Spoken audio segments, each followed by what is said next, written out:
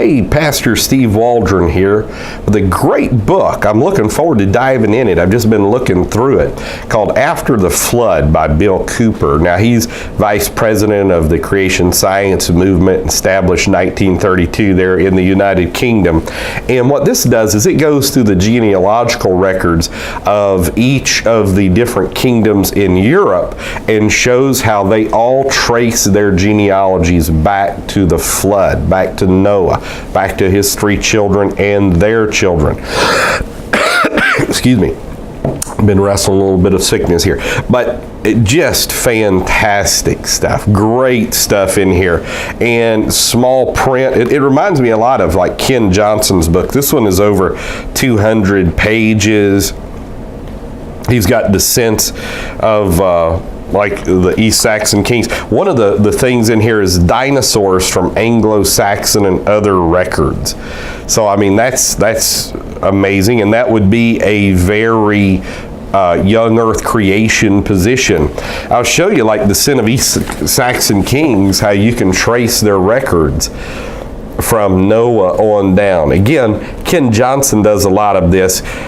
Ken Johnson is probably not quite as detailed and thorough as Bill Cooper, but I'll be able to make a better assessment of that once I read this. It's just Johnson's book's not nearly as big. I really like Ken Johnson's book on this particular subject though.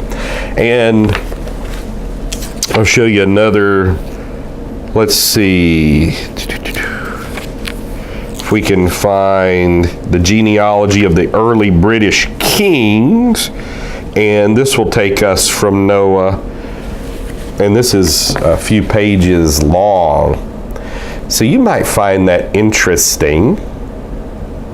I was just reading recently that Prince Charles feels like he is the 145th generation. I'll switch to another page here. The 145th generation from David. Prince Charles, you know, he believes that he is a descendant of David, and that the stone of Scone, where they are coronated, is really Jacob's pillow. It was in all probability brought to the UK by Jeremiah and in Glastonbury. So pretty interesting stuff there, but we won't go into that and the validity of that. I don't believe that, by the way. I will just say that. Here's Beowulf and the Creatures of Denmark, again lending credence to dinosaurs and men being together. There's a ton of proofs about that. I teach a class at Indiana Bible College on Science of the Bible, part 1 and 2, and we go into dinosaurs and how dinosaurs and men were congruent. So, great book. Bill Cooper has hit a home run. Just, where to begin? That's one of the things. The knowledge of God among early pagans. Monotheism was the belief of early man, and they became paganized. So after the flood, man, I recommend this book. God bless you. Love you in Jesus' name.